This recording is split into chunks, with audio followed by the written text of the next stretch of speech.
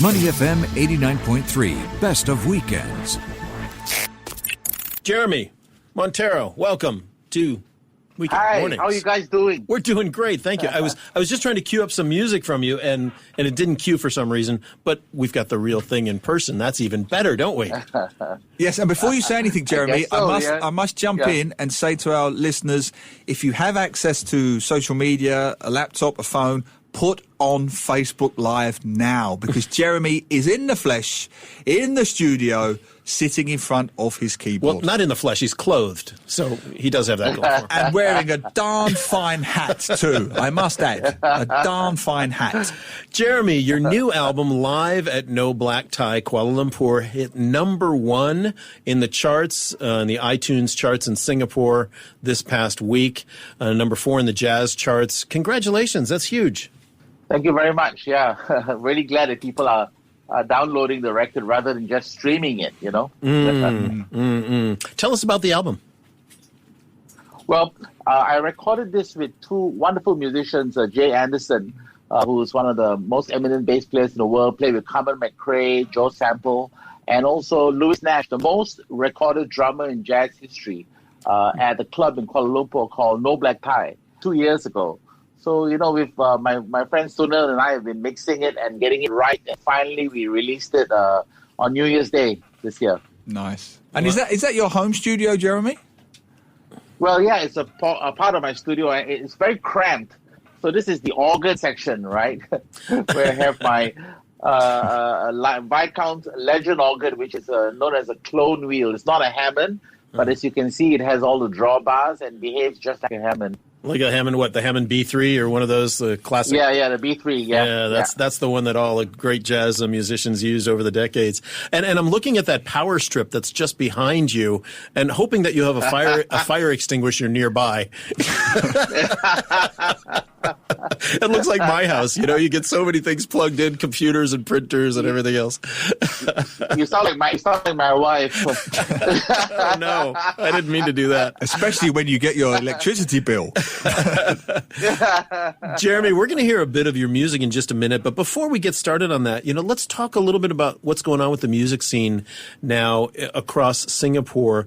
Of course, we're in phase 3. Now we can get larger groups of people together in this new year, and some things are going to start to change, are they not? What are you hearing from your friends who are musicians and club owners and people? What's the mood like, and what are people planning for in 2021? Well, you know, people are really looking forward to going back to being at live concerts and also hoping that music will return to jazz bars and other bars. But, you know, right now, you know, we're moving slowly. As you know, there are concerts. I'm doing a concert on January 22nd at the Capitol Theatre, and that's going to have 250 people.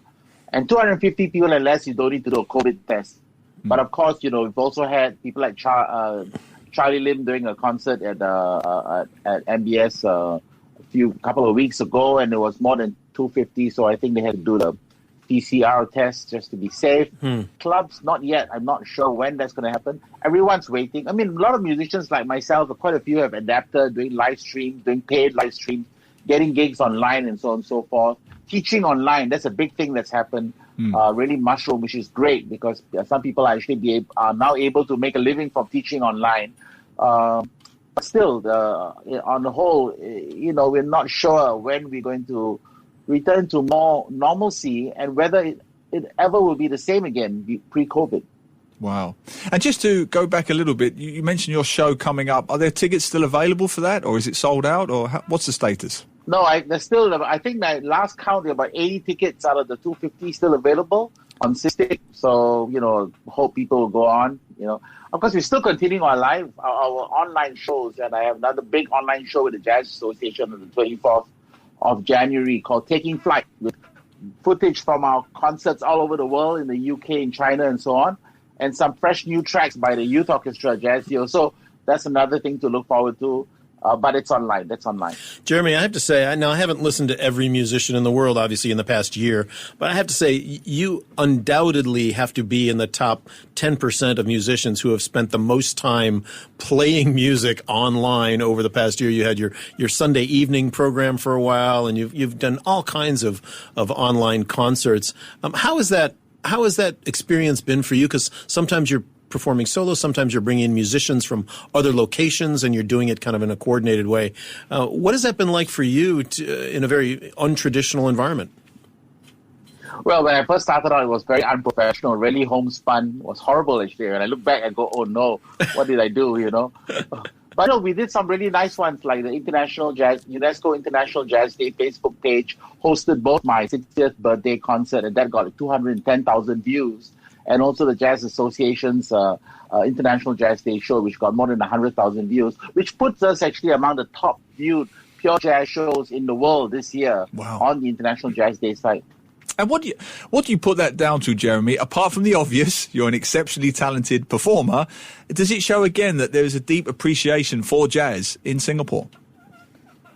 Yes, I believe so. I mean, we've been really lucky. We've got the support of the Straits Times that allows, their online viewers to actually watch us in the tens of thousands, and that really has built our audience online as well, So it's been really wonderful and to grow and to do this. I mean, I can't wait to go back to playing live, and I will.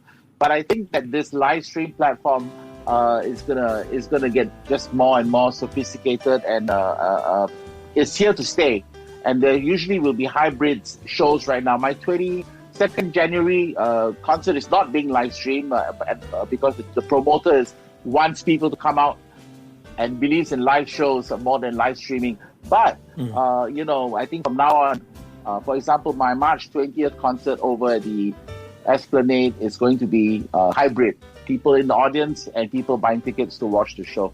Wonderful. Hey, Jeremy, have a quick listen. Mount Olive is one of the tracks on your new album. I'm going to just bring up the music for just a minute or so here. Let's listen to it.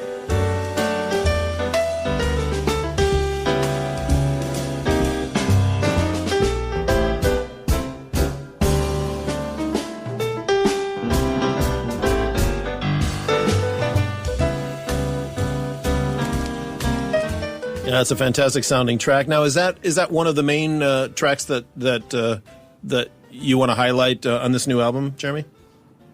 Yeah, it's a track I recorded previously, but in a completely different groove, in a funk groove, with an album that I have on the Verve label.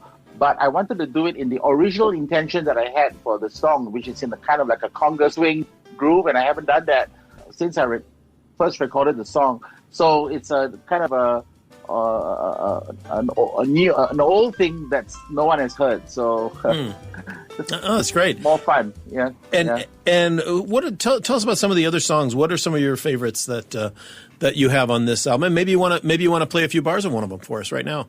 Well, before you do, Jeremy, if I could just jump in, because we have a lot of comments coming in about your good self. Sure. So let me just give you some of these comments first. Pin Cheer says, great, we're getting some live music. So no pressure there, Jeremy. They're waiting. Mike Ung says, I have 2 CDs of Jeremy's music, which is wonderful. Another poster has just put up and said she actually prefers the hybrid concerts, which is something that's developed in the last year or so, this idea that you can watch either in person or live. So you have an audience out there, Jeremy, which must be very gratifying. Wonderful. Certainly, yeah, I'm very happy about that. Okay, so for Pin Cheer and all our listeners and viewers, Juniper Chu and others, why don't you play a few bars of something? What would you like to play for us? Okay, I'm going to play one pass of my brand new song called Boogaloo Hullabaloo. Great. Basically, it's my way of saying goodbye to 2020 and all that hullabaloo. That seems to have extended into 2021, but still, I think this song hopefully eventually will chase all the 2020 blues away, including COVID and everything. So here's a little bit of Boogaloo Hullabaloo, okay? All right. Wonderful.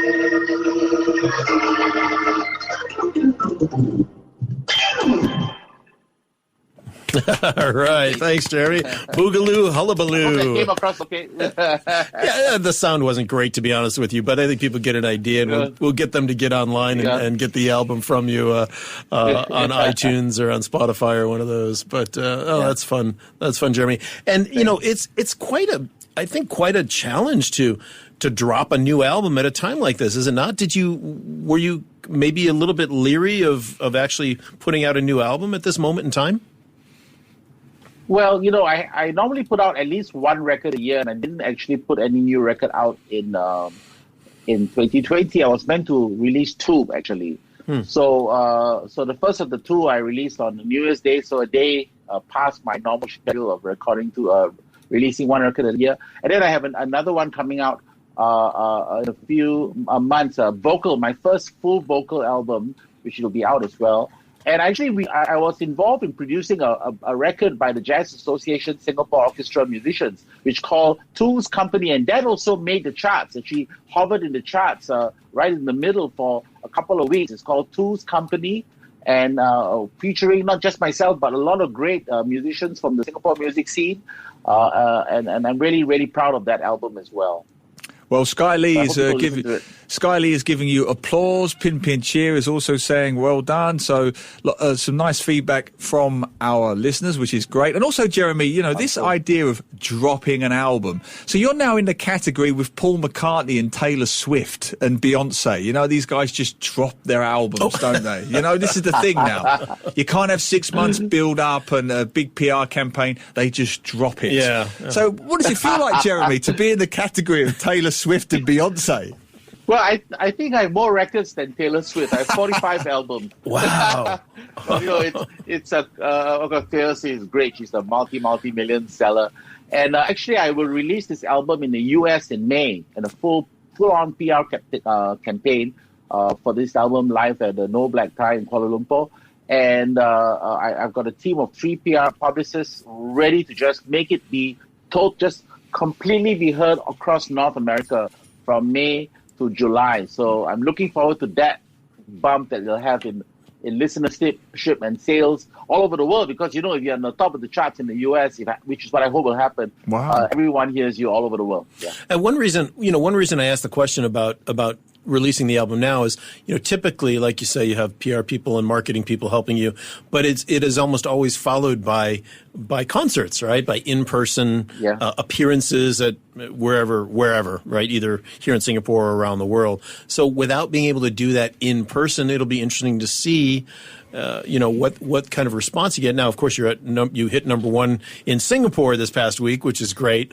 But from that perspective, are you going to miss the in-person live ability to promote the album?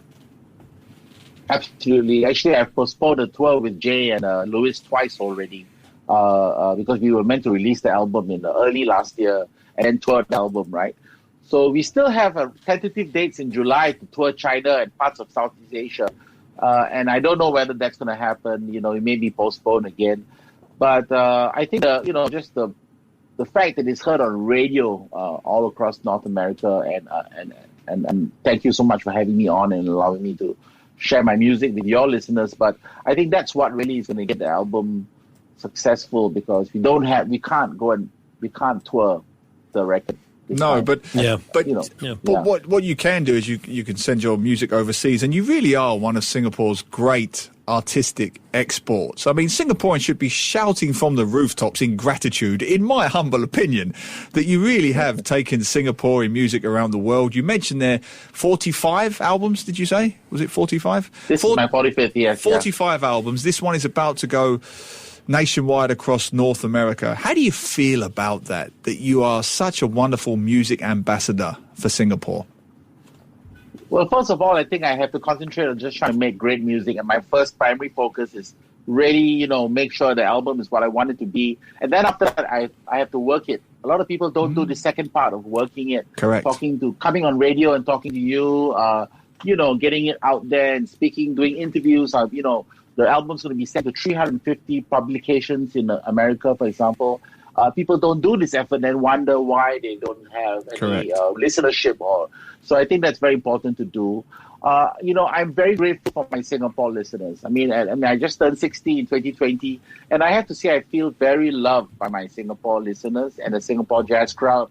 So I have nothing to complain about. Wonderful. Did he turn 60? He never said. I think he turned 60 twice or three times. I think based on the number of parties you were. I said earlier you had more birthday parties than Elton John. 60, you're allowed to celebrate for 1 year. So I'm also sort of celebrating 60 with my Jazz Association Gala on March 14th. It's another excuse to party. So I hope people will come and join us for that as well. Well, Jeremy, just listen to this, right? This is just a small sample of how appreciated you are. We're getting more comments for your segment than possibly any other. LL Tana said, lovely music, Jeremy. You deserve the top listing. Something made me laugh. Mike Ung said, Jeremy is better than Taylor Smith. Clearly a typo there, Taylor Smith. So Sky Lee has fantastically followed up. Well, Sky Lee has a great follow-up. Sky Lee says, Taylor Smith, he makes great cardigans. But we actually have a question. We have a good question. I'll keep going. Mike Ung says, Jeremy is world class. Right. Pin Pin Cheer says, SG Jazz Dad equals Jeremy. You are the dad of Singapore jazz. Luckily, she never said granddad. She said dad. But actually, Pinpin had a good question too, Jeremy, and that was what websites should people go to look for jazz programs? Do you have any good programs, sites where they kind of bring together different programs that people might listen to? Well, some good friends of mine in the UK have started a service called Jazz, JAZZED.com. And then, of course, there's Jazz FM also from the UK. And WBGO in the US, in my opinion, is the best jazz station to listen to because it is true jazz. They're not trying to please the curious. They just play the straight, swinging, mainstream jazz, WBGO in the US. These are the three that I would recommend you to go check out. WDCB is also good in the Chicago area. WDCB, and that's another good jazz station. I mean, there are many in the U.S. that I listen to, but I'm sure they're all streaming online as well. Hey, Jeremy, we're gonna close out the segment now, but thank you so much for being with us. Your new album, of course, available now. It is called Live at No Black Tie, Kuala Lumpur. They can get it on Spotify. Where else can they get it? Well, the best is to download it, and the easiest is go to tinyurl.com/JeremyAlbum2021. Wonderful stuff. And I just want to thank you again. I think you're a wonderful ambassador for Singapore. And also to make sure we have you back on the show in a few weeks to celebrate your 60th birthday again. Okay. Thank you very much, you guys. Thanks for having me on. Thanks, Jeremy.